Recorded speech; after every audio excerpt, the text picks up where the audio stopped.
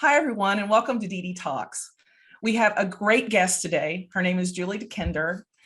Julie, please tell us a little bit about yourself. Sure. Thanks for having me, Dede.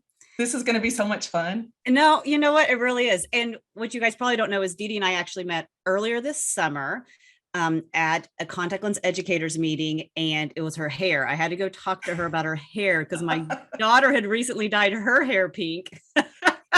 And my son's hair has been blue before and green. We've had all the colors. And so it started a great conversation. I'm thrilled that you invited me here. So I'm Julie DeKinder. I'm a clinical faculty member at the University of Missouri College of Optometry. I serve as chief of contact lens there amongst other administrative roles, but truly my favorite part of the day and week is when I'm in clinic, seeing my contact lens patients, working with students. I've been at the university since 2004. I did a cornea and contact lens residency there with Dr. Vanita Henry and Ed Bennett. It's a wonderful experience. And during the process of that year, a position in contact lens opened up. They asked me to apply, and I guess the rest is history. So I'm married. We have a couple cats. We have a couple kids. We live in St. Louis, and we love it. Good. I'm glad to hear that. So I've just got a few questions for you. So as an educator, what do you feel is the most important piece of advice that you can give to any practitioner interested in specialty lenses? Yeah, that's a good question. I love that question because it's a type of question I get asked a lot. You know, what advice do you have for fitting specialty lenses? And what I tell most people when we think about starting out is there's so many lenses, there's so many options, there's so many labs. Don't let yourself become overwhelmed with that. Mm-hmm. If you're going into a practice that already has a relationship with a lab, start there, contact that lab, see which designs they have, and then focus on those designs. So pick one corneal specialty lens, maybe one that's more of a small diameter, one that is an intralimbal. Pick one scleral lens design and really take the time to learn how to fit those lenses really well. When you get very comfortable with those designs, if they maybe don't do everything you want them to, that's when you can kind of branch out, because then you have the base knowledge you need to really expand upon it. When scleral lenses first started blowing up, so to speak, you know, I had no education, very minimal. I shouldn't say no, very minimal education on scleral lenses. We didn't know how to fit them. None of us knew how to fit them. Right. And I was working at St. Louis University at the time, and I had one fit set. And I said, well, this is how I'm going to learn, and I'm going to get really good at using this fit set. And I did. I got really good at fitting that lens. It was my only option, and I had to make it work for everybody. And eventually, a few years later, we got some more.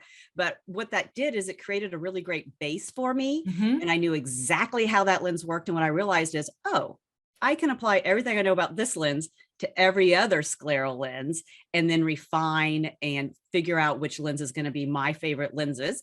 Right. Because the other thing I always tell people is you always want a lens that's a workhorse. Right. You don't want to get caught in a trap where you've picked a lens that you can't modify the way you want to modify it. You can't make the changes you want to make. You can't add a multifocal. You can't add front surface torics, or you can't do quadrant specific modifications. You need to pick a lens that can do everything you need it to do, because you never know when a patient's going to need that. And you're really kind of stuck if you picked a lens that didn't, and then it turns out you did need it. You have to start the process over. Right. Well, and we see that as well. I mean, coming from the consultation side of it, that's what we tell doctors all the time. Start with one, learn it inside, outside, and upside down, and then apply all of those same techniques into other lens designs if you choose, or more advanced lens designs. Yeah, I tell you what, I would not be as good of a scleral lens fitter if it wasn't for the consultants that I talked to early on. I would look at a lens fit. I would say, okay, I think I want to do this. And then I'd call up my consultant and I'd say, this is what I see. And I would listen. I wouldn't always tell them what I wanted to do, but I would listen. And if they said something different, I would kind of think it through while they were talking and be like, oh, why didn't I think about, that's a great idea. And so we'd try that. And sometimes they'd say something, I'd be like, okay, wait, I've tried that before. It didn't work in this case. I'm going to see what they think about my idea. And that's Right. really how you get good, right? Is bouncing it off of someone else and just hearing what they say. And you guys know everything about your designs. So, and that's what I tell my residents all the time. Talk to your consultants. They know so much more about this lens than I do, even though I've been fitting it for 10 years. I know they know more. Well, and we learn from you guys as well. When we're on the phone having that back and forth discussion, it's like, okay, tell me what you're seeing and what this is and what that is. We learn as much as you guys do. And it's a great symbiosis to work together like that. So as a fitter, what technologies do you feel that you have to have in your practice or that are really important when you're fitting specialty lenses, and not just sclerals, but specialty lenses in general? Yeah. So I'm equal opportunity when it comes to specialty lens fitting, just so you know. I like all the designs, all the different sizes. And I'm also a little old school in that I'm going to answer this question and say, a topographer, maybe. I think that not having technology should not stop you from trying to help a patient with a specialty lens. Agreed. Because even if you don't have a topographer, and you have a set of gas permeable lenses, guess what? If you put it on the eye, you're going to be able to very quickly tell about the shape of that eye. And it's the old school topographer, as I like to say. Yeah. So I probably use a topographer more than any other. But when I worked at SLU, they had a topographer. Sometimes I didn't have the time to get over there. So I would just put the first lens on, look and say, it's either too steep, it's either too flat, and then just start my process there. So you don't truly have to have a lot of technology to become proficient at fitting specialty lenses. So let me ask you a question. Have you done topography and then put lenses on and the lens doesn't look like the topography does? Yeah. And so, how do you make that determination? For me, I use an elevation map a lot of times to kind of mirror that fluorescein pattern. Yeah, the elevation map is great. It's kind of what you should be doing to kind of figure out exactly what's going on and picking that initial lens when you use that technology. You get so much more data about it, and it mimics what you're seeing when you put the lens on the eye. If I have a situation where the lens I put on the eye doesn't match, the first thing I do is go check that lens base curve. Remember, there's a lot of doctors where I practice and a lot of students. So a lot of times I'm like, we better confirm that this is the right lens. And then I just use my clinical knowledge from years of looking at these and just say, okay, well, either I didn't look at that topography very well. The map was not a good map, because when we think about tear film and all that, maybe we didn't get the image we want. And I take a look at it and I just modify from there. It's one thing I talk to my students about is, you guys always think I know everything, or you're always impressed with when I'm like, we should go 2 diopters flatter. But when I was in your shoes, I didn't know you needed to go 2 diopters flatter. It's just after you look at them time after time, you start to think, okay, that's how much bearing there is. So we've got to make a significant change. So let's make that change. Or, oh, there's a bubble. So I obviously have to go significantly flatter here. Yeah. Yeah. That's perfect. That's exactly what I was looking for. So how often are you using soft custom lenses versus gas perms versus scleral lenses for your patients with corneal disease? Yeah. It's funny. If you ask the people I work with right now, they've been joking with me a lot lately because I told them I'm done fitting scleral lenses. I literally said, you know what? I've done it for so long. They become so easy, which is an awful thing to say, right? Oh, it's just scleral lens, where I'm like, I'm done. I'm only fitting corneal GP lenses on everybody going forward because there's so much more of a challenge. And, my residents are like, really? You're not going to show me how to fit scleral lenses? I'm like, no, I'm kidding. I'm kidding. But what I have noticed recently is I've had a lot of patients that specifically seek me out because I am willing to fit a corneal specialty lens. Over the last year, I can't tell you the number of patients that said, I came here because I went to that doctor and they told me I had to go in a scleral lens. And I've tried that lens before and I didn't like it. And I'll, look at their cornea, look at their topography, and I'll say, we can do a corneal lens. And what it is that scleral lenses have become very commonplace, and practitioners have become feel so comfortable fitting them that they don't want to take the time to look for the nuances in fitting the corneal specialty lenses. I think a corneal specialty lens is harder to fit any day of the week than a scleral contact lens is. So I really try to fit both. And I have that conversation with the patient on the front end. Here's the options. Here's your pros and cons. This would be what I recommend. You need to pick which one works best for your lifestyle. And then we kind of go that way. I will be very honest. I do not fit a lot of soft specialty lenses for irregular corneas. We do a lot of custom soft lenses for high astigmats, but not when I think about irregular corneas. It's just not something I have found to be successful in the past. And I just think that the visual quality and the health benefits of a corneal or an intralimbal GP lens are so much better that I really trend in that lens. But you do use soft customs for high astigmats and Oh, outside yes. the box patients. High astigmats, multifocal torics, all of those. We had a macro cornea. Did I say that? Yeah. And that was a lot of fun because I was like, oh, how big of a diameter can we get in a soft custom lens? So lots of fun with those type of patients. Yeah, those are fun. All right. So last question before we get into some fun stuff that I just learned about you, which is going to be fun. What do you say to new ODs that are just finishing school and are interested in getting into the real world of specialty lenses? Yeah. Market yourself.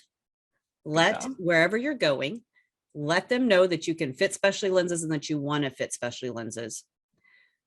Market myopia management, right? That is one way to get a lot of orthokeratology fits, a lot of young soft multifocal fits.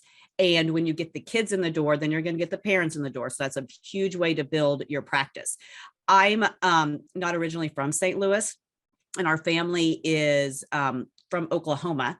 My daughter wears orthokeratology for myopia management and because she's a swimmer. So I put her in that. My nephew wants to get into orthokeratology, and where my family lives, I know doctors in that area and I have contacted them, and I can't find anybody except 2 doctors in this massive area that fit orthokeratology. And neither of those doctors even live close to them.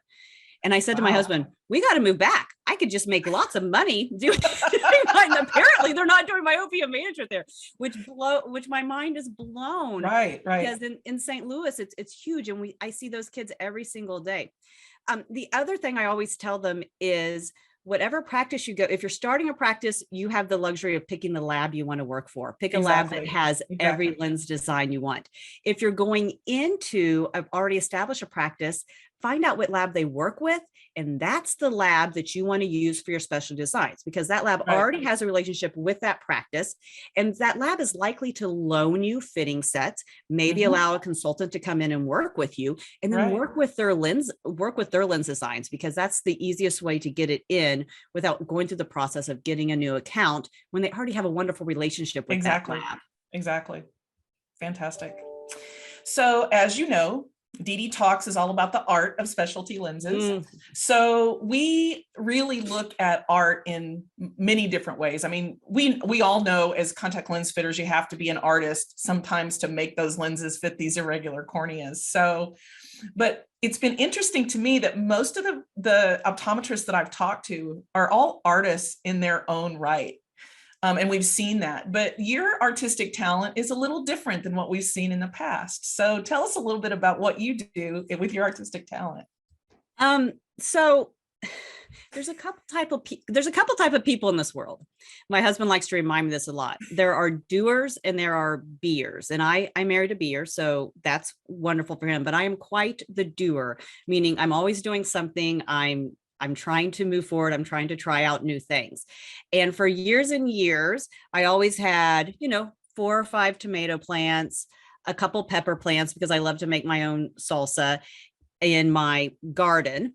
And the more I thought about it, the more I realized it's just not enough for me. So I want to go all in and try to make a larger garden and kind of transform our backyard.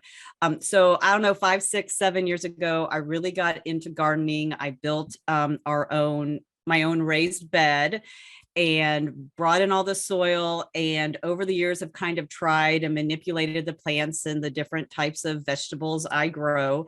And the good thing is my daughter's really into it as well. So she's very helpful with her suggestions on what we should try to grow.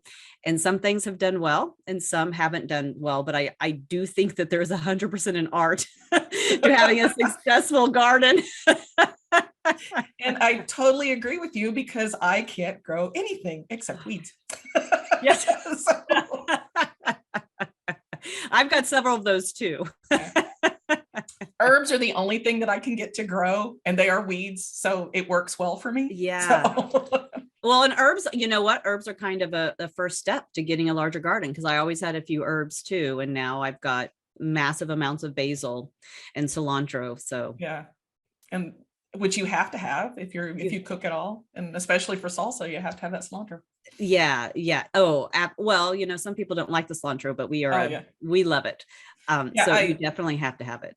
Yeah, you're either a soap family or not a soap family. Yeah. So yeah, I know half of my family is a soap family and half of them aren't. So isn't that so interesting? And all genetics, and it gets into something completely different than contact lenses when you start talking genetics. Yeah.